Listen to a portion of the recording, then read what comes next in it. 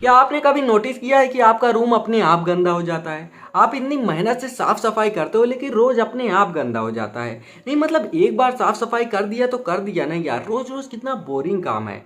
और अगर रूम में कोई ना हो फिर भी कुछ दिनों में धूल मिट्टी जम जाती है। और सिर्फ रूम ही नहीं, आइसक्रीम अपने आप पिघल जाती है, चाय अपने आप ठंडी हो जाती है और आपके कपड़े, शूज, फ्रिज, पंखा सब खराब हो जाता है। फोन का कवर पीला पड़ जाता है और आपका ग्लोइंग फेस भी धीरे धीरे डल। मतलब दुनिया की हर चीज बेकार होती जा रही है। बनाने के लिए मेहनत लगती है लेकिन बर्बादी अपने आप। चाय बनाना हो, आइसक्रीम बनाना हो या रिलेशनशिप बचाना हो, एनर्जी तो लगती है बॉस, लेकिन क्यों?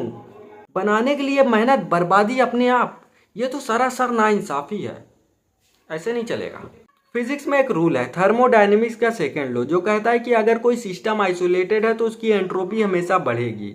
हाँ, तो अब सवाल यह है कि एंट्रोपी क्या होता है? एंट्रोपी का मतलब है सिस्टम के पॉसिबल अरेंजमेंट्स, यानी माइक्रो स्टेट्स की गिनती। फॉर एग्जाम्पल, अगर रूम के सभी एयर मोलिक्यूल्स एक कोने में जमा हो जाए तो ये एक एक्सट्रीमली ऑर्डर्ड स्टेट है। ऐसा होने की पॉसिबिलिटीज बहुत कम होती है। लेकिन अगर मोलिक्यूल्स रैंडमली पूरे रूम में फैल जाए तो ऐसी रैंडम स्टेट्स होने की संभावना बहुत ज्यादा है। इसीलिए नेचुरली हवा हर तरफ फैलती है, क्योंकि सिस्टम हमेशा उस स्टेट की तरफ बढ़ता है जहां पॉसिबिलिटीज सबसे ज्यादा होती है। सिंपल शब्दों में, हर चीज अपने आप बिगड़ती है क्योंकि बिगड़ने की संभावना बनने से 1000 गुना ज्यादा होती है। लेकिन एक ट्विस्ट है, अगर एंट्रोपी हमेशा बढ़ रही है तो पेड़ पौधे, इंसान और इतने कॉम्प्लेक्स सिस्टम्स अपने आप कैसे बन गए? अगर सब कुछ बर्बाद हो रहा है तो अर्थ पर ऑर्डर क्रिएट कैसे हुआ?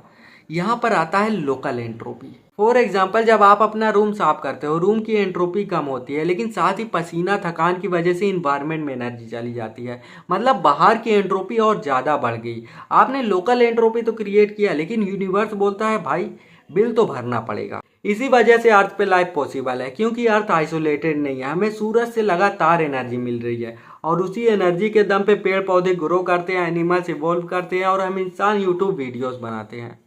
एंट्रोपी का रूल सिंपल है, पूरा यूनिवर्स ओवरऑल बर्बादी की तरफ जा रहा है लेकिन छोटी छोटी जगह पर जैसे अर्थ या फिर आपका clean room temporarily order create हो सकता है। हम एक ऐसे युद्ध के मैदान में खड़े हैं जिसमें हम चाह कर भी नहीं जीत सकते, लेकिन फिर भी हम थर्मोडायनेमिक्स के सेकेंड लॉ के अगेंस्ट छोटी छोटी लड़ाइयाँ लड़ते हैं और जीने की कोशिश करते हैं।